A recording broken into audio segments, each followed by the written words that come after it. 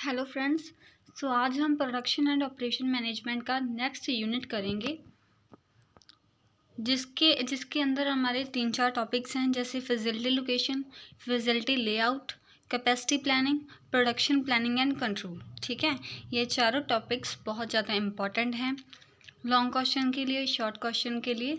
सो इसको पूरे ध्यान से समझना और अपने नोट्स हैं जो राइट डाउन करना। ठीक है, देखिए फैसिलिटी लोकेशन में क्या कुछ आ जाता है कि इसकी इम्पोर्टेंस क्या है, इसमें कौन से फैक्टर्स हैं जो इम्पॉर्टेंट हैं एक लोकेशन को एनालाइज करने के लिए कि कौन सी लोकेशन बेस्ट रहेगी हमारे बिजनेस को सेटअप करने के लिए। लोकेशन एनालाइज टेक्निक्स क्या है, इसकी इम्पोर्टेंस, फैक्टर्स और लोकेशन टेक्निक्स की कौन सी टेक्निक्स हमने यूज़ करनी है फैसिलिटी लोकेशन को एनालाइज करने के लिए। सेकेंड टॉपिक है हमारा फैसिलिटी लेआउट। फैसिलिटी लेआउट की प्लांट की लेआउट किस तरीके से होनी चाहिए, उसके क्या ऑब्जेक्टिव हैं, उसके क्या एडवांटेजेस हैं, कौन कौन सी टाइप्स हैं लेआउट की। ठीक है, और थर्ड टॉपिक है हमारा कैपेसिटी प्लानिंग। कैपेसिटी प्लानिंग में आपको पूरी ब्रीफ में इस पूरी अपनी जो वीडियो होगी उसमें बताऊंगी। इसमें हम क्या कुछ कवर करेंगे, उसका कंसेप्ट क्या है कि कैपेसिटी प्लानिंग क्या है। ठीक है, कैसे ये हेल्प करती है किसी बिजनेस को सेटअप करने के लिए। ठीक है, कौन से फैक्टर इसको अफेक्ट करते हैं, कौन कौन से डिसीजन कैपेसिटी प्लानिंग में लिए जाते हैं। और production planning and control last topic है, इसमें कंसेप्ट है क्या है इसका, इसके ऑब्जेक्टिव एंड इसके फंक्शंस।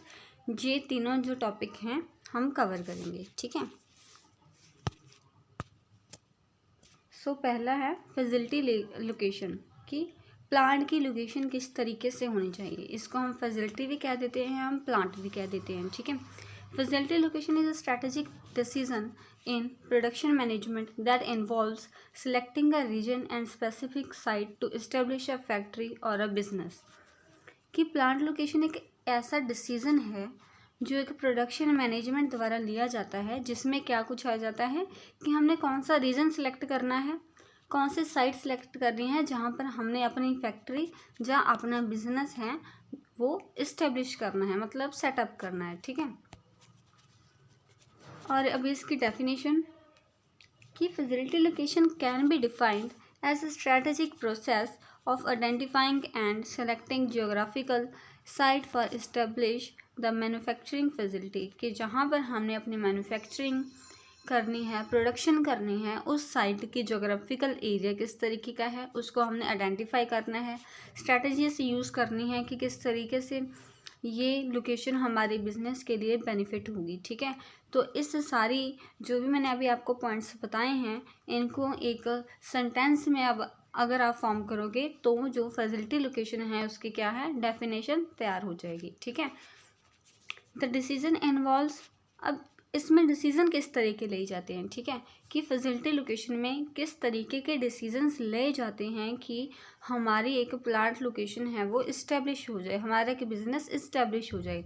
उससे पहले हमें क्या कुछ ध्यान में रखना पड़ता है कि वहाँ का ट्रांसपोर्टेशन नेटवर्क कैसा है, क्या वहाँ पर रोड्स हैं वो मतलब अच्छे से कंस्ट्रक्ट किए हैं, कोई ट्रांसपोर्ट में जब हम जैसे रॉ मटेरियल वगैरह को ट्रांसपोर्ट करते हैं, गुड्स एंड सर्विसेज को इंपोर्ट एक्सपोर्ट वगैरह करते हैं, उसमें क्या कोई दिक्कत तो नहीं आएगी ना ट्रांसपोर्ट की मदद से। ठीक है, या ट्रांसपोर्ट की वजह से। ठीक है, इस चीज़ का ध्यान रखना कि ट्रांसपोर्टेशन नेटवर्क कैसा है।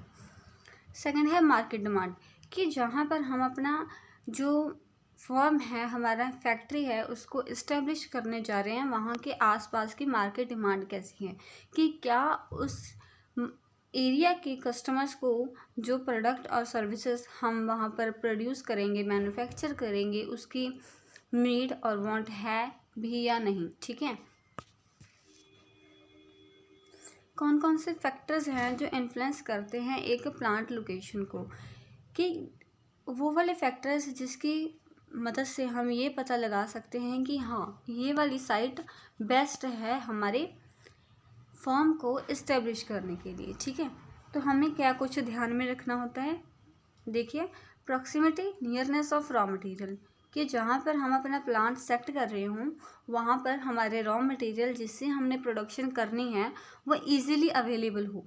ठीक है, नियरनेस मतलब कि हमारी फॉर्म के आसपास ही हो। ट्रांसपोर्टेशन इंफ्रास्ट्रक्चर की रूट्स की फैसिलिटी अच्छी हो वहाँ पर। और थर्ड है हमारा मार्केट डिमांड, कि जहाँ पर हमने अपने प्लांट को सेट करना है, लोकेशन सेट करनी है, कि वहाँ पर उस प्रोडक्ट की, उस सर्विस की डिमांड है भी या नहीं। ठीक है। फोर्थ है लेबर अवेलेबिलिटी, कि हमें वहाँ पर हमारी फैक्ट्री के आसपास, हमारे ऑर्गेनाइजेशन के आसपास हमें लेबर इजीली मिल जाए। ठीक है, अवेलेबल हो जाए। ये ना हो कि लेबर इतनी दूर से हमको मंगानी पड़ रही है। क्यों? क्योंकि वहाँ पर उसका क्या होगी, उसकी भी कॉस्ट है जो वो ज़्यादा हो जाएगी। फिर हमने कुछ ना कुछ ऐसे जो फैक्टर्स हैं ध्यान में रख कर चलने हैं, ताकि हमारी जो प्लांट की लोकेशन है वो बेस्ट ऑफ द बेस्ट हो, कि हमें प्रॉफिट भी जनरेट हो और हमारी जो लोकेशन है उसके हिसाब से, वो किसके हिसाब से हो, हमारी मार्केट की डिमांड के हिसाब से हो, रॉ मटेरियल हमको इजीली प्रोवाइड हो रहा हो। ठीक है। और क्या क्या फैक्टर्स हैं, जैसे इकोनॉमिक कंसिडरेशन, कि जहाँ पर हम अपने ऑर्गेनाइजेशन सेट करेंगे वहाँ का इकोनॉमिक कल्चर कैसा है, किसी कंट्री का कल्चर कैसा है। ठीक है। क्या क्या उनकी जो इकोनॉमी है वो इस्टेब्लिश्ड है, मतलब स्टेबल है भी या नहीं। ठीक है। कोई इकोनॉमिक्स में कोई जैसे होता है डिक्रीज वगैरह हो जाता है। ठीक है। डिप्रेशंस वगैरह आ जाते हैं, जैसे ग्रेट डिप्रेशन था। ठीक है। ऐसी चीज़ों पर भी क्या है, ध्यान लेकर चलना पड़ता है। और है गवर्नमेंट रेगुलेशन, की वहाँ की सरकार के क्या रूल्स एंड रेगुलेशन हैं किसी भी बिजनेस को इस्टेब्लिश करने के लिए। ठीक है। क्लाइमेट एंड एनवायरनमेंट फैक्टर, कि ये ना हो कि जहाँ पर आप अपना बिजनेस सेटअप कर रहे हैं उसका आसपास का जो एरिया है वहाँ पर जो फ्लड्स हैं, क्लोन्स हैं, स्टॉर्म्स हैं, वो इजीली मतलब आते जाते रहते हों। ठीक है। ऐसा नहीं होना चाहिए, क्योंकि आपको क्या होगा, उस चीज़ को रीस्टेब्लिश करने के लिए भी कॉस्ट लगानी पड़ती है। सो पहले से ही ये ध्यान में रखना चाहिए कि जहाँ पर आप अपना बिजनेस सेटअप करो वो एरिया नेचुरल डिसास्टर से भरा हुआ ना हो। ठीक है। पॉलिटिकल स्टेबिलिटी सेम है, कि गवर्नमेंट की वहाँ पर किस तरीके का सरकार का जो रूल है वो चलता है, कि ये तो नहीं है कि उनमें कन्फ्लिक्ट्स वगैरह चल रहे हैं। ठीक है। जहाँ दंगे फसाद वगैरह हो रहे हैं वहाँ पर, ये सारा चीज़ें ध्यान में रखनी है। कम्युनिटी एंड सोशल फैक्टर्स, कि वहाँ के एरिए के लोग किस तरीके के हैं, कौन कौन से वहाँ पर सोशल फैक्टर्स हैं जो हमारे बिजनेस पर अपना प्रभाव है जो वो डालेंगे। ठीक है। Access to technology and innovation hub, कि जहाँ पर आप अपना बिजनेस सेटअप कर रहे हो वहाँ क्या वो लोग जो अभी एडवांसमेंट ऑफ टेक्नोलॉजी हो रही है उससे मतलब वो उनको पता है कि हाँ इतने जो टेक्नोलॉजी है वो एडवांस होगी, ये ना हो कि वो पछड़े हुए लोग हों। ठीक है। ऐसे एरिया को चूज़ करना है जहाँ पर आप टेक्नोलॉजी और इनोवेशन, जहाँ पर न्यू न्यू चीज़ें हैं, जो न्यू न्यू प्रोडक्ट्स हैं वो लॉन्च होते हों। ठीक है।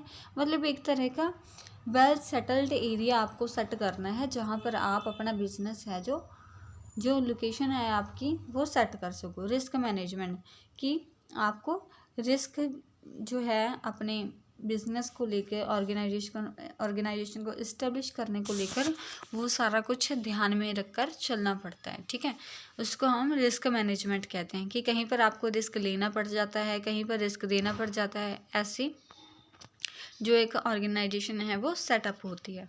तो अभी जो हमारी टेक्निक्स हैं वो कौन सी हैं जिससे हम एक प्लांट लोकेशन को सेट करते हैं, कि हाँ ये वाली टेक्निक्स से हमें ये पता चलता है कि ये वाली जो एरिया है हमारे प्लांट लोकेशन के लिए उसको इस्टेब्लिश करने के लिए बेटर है। जैसे पहला है फैक्टर रेटिंग मेथड। ठीक है। इसमें क्या होता है कि जैसे होता है ना, हम स्टार्स देते हैं 5 कि कौन सा अच्छा है कौन सा बुरा है। इसमें होता है कि 1 to लेकर 5 तक। ठीक है। कि अगर किसी को हमने 1 स्टार दिया है, ठीक है, जब 1 रेटिंग दी है तो वो क्या है, लीस्ट इम्पॉर्टेंट है, मीन्स इतना इम्पॉर्टेंट नहीं है। और अगर हमने किसी को 5 स्टार दिए हैं तो मतलब कि वो बहुत ज़्यादा इम्पॉर्टेंट है। ठीक है।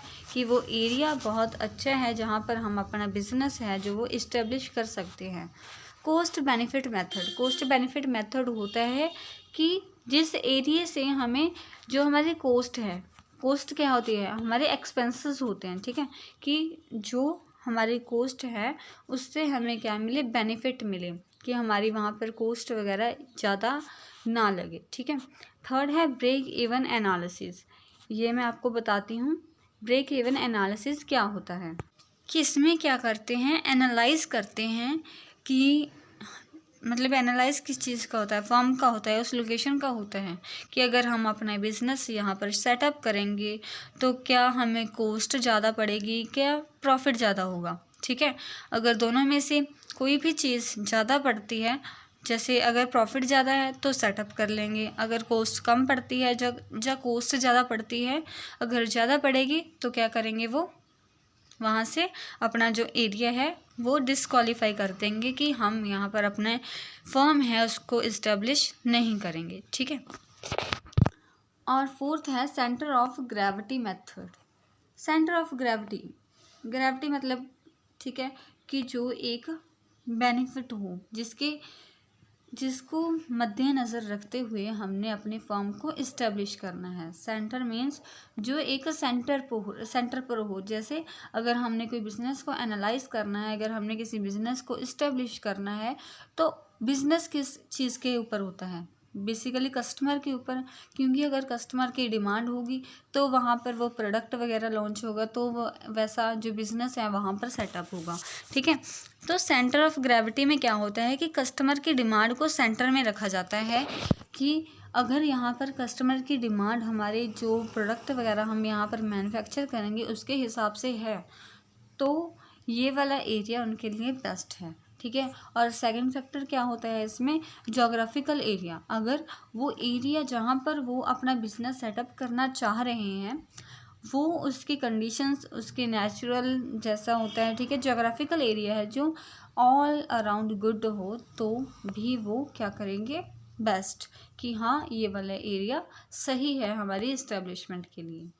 और जो अपना लास्ट वाला है डेल्फी मेथड। डेल्फी मेथड क्या होता है, इसमें पैनल ऑफ एक्सपर्ट्स हैं वो सेट करते हैं, मीन्स पैनल ऑफ एक्सपर्ट एक साथ बैठते हैं, मीटिंग करते हैं और सजेस्ट करते हैं कि कौन सा एरिया मोस्ट इम्पॉर्टेंट होगा, ठीक है, कौन सा एरिया लोकेशन वाइज बेस्ट होगा, कस्टमर की डिमांड के मुताबिक सेट होगा, और जो वाला एरिया उनको सबसे ज़्यादा बेस्ट लगेगा उसको वो चूज़ करेंगे और उस पर अपने जो इस्टेब्लिशमेंट है बिजनेस फर्म की वो शुरू करेंगे, ठीक है। वैसे तो मैंने आपको पीछे बता दिया, ये उसके मतलब कुछ नोट्स हैं, आप देख लेना। जैसे मैंने आपको फैक्टर रेटिंग के बारे में बताया था कि क्या होती है कि जिसको रेटिंग 5 मिलती है वो मोस्ट इम्पॉर्टेंट होता है, और जो जिसको रेटिंग 1 मिलती है वो लीस्ट इम्पॉर्टेंट होता है, कि वो थोड़ा सा कम होता है, ठीक है। कॉस्ट बेनिफिट एनालाइज में क्या होता है कि हमें इकोनॉमिक बेनिफिट के बारे में पता चलता है कि अगर हमारी कॉस्ट हाई होगी तो हम वहाँ पर अपना जो बिज़नेस है वो सेटअप नहीं करेंगे, अगर कॉस्ट लो होगी तो हम वहाँ पर बिज़नेस अपना इस्टेब्लिश करेंगे, ठीक है। ब्रेक इवन एनालिसिस मैंने आपको बताया था कि प्लांट लोकेशन को क्या करेंगे, वो एनालाइज करेंगे कि उसके दोनों पहलू देखेंगे, क्या उनको कॉस्ट भी देखेंगे और प्रॉफिट भी देखेंगे, ठीक है, कि अगर तो दोनों सेम होगी, ठीक है, तो मतलब उस हिसाब से उसको एनालाइज किया जाएगा, ठीक है। अगर उनमें से एक ज़्यादा एक कम होगी, ठीक है, तो अगर कॉस्ट ज़्यादा होगी तो वो नहीं लेंगे, अगर प्रॉफिट ज़्यादा होगा तो वो जो एरिया है उसको अपने जो गुड लिस्ट है लोकेशन की उसको सेट कर लेंगे, ठीक है। ये जो ब्रेक इवन एनालिसिस है ये हेल्प करता है मैनेजर को कंपेयर करने में, ठीक है, कि इसके क्वांटिटेटिव फैक्टर्स क्या होंगे। क्वांटिटेटिव क्या होता है, न्यूमेरिकल वे में क्या फैक्टर्स होंगे, ठीक है। जैसे मैं आपको कॉस्ट एंड प्रॉफिट के बारे में बता रही हूँ, ठीक है। ये गुड मेथड है किस चीज़ के लिए, कि हम कॉस्ट को जान पाते हैं हर एक लोकेशन की, कि हर एक लोकेशन पर हमारी कितनी कॉस्ट लगने वाली है, ठीक है, और जिसमें सबसे ज़्यादा कम लगेगी वो वाली लोकेशन ये सेटअप कर लेंगे। सेंटर ऑफ ग्रेविटी सेम है कि कस्टमर की डिमांड के मुताबिक और जोग्राफिकल एरिया के मुताबिक, ठीक है, कि कौन सी जो लोकेशन है वो बेस्ट है अपने न्यू प्लांट को इस्टेब्लिश करने के लिए। डेल्फी मेथड कि पैनल ऑफ एक्सपर्ट सिट होते हैं, मतलब बैठते हैं और सजेस्ट करते हैं कि सबसे इम्पॉर्टेंट एरिया कौन सा है अकॉर्डिंग टू कस्टमर डिमांड, कि जहाँ पर कस्टमर की डिमांड सबसे हाई होगी, ठीक है। और ये हमारा नेक्स्ट टॉपिक है प्लांट लेआउट, ये हम नेक्स्ट वीडियो में करेंगे। ठीक है, तब तक आप प्लांट लोकेशन के बारे में अच्छे तरीके से जो मैंने वीडियो में बताया है आपको उसे समझिए और अपने नोट्स वगैरह प्रिपेयर कीजिए। ठीक है, थैंक यू।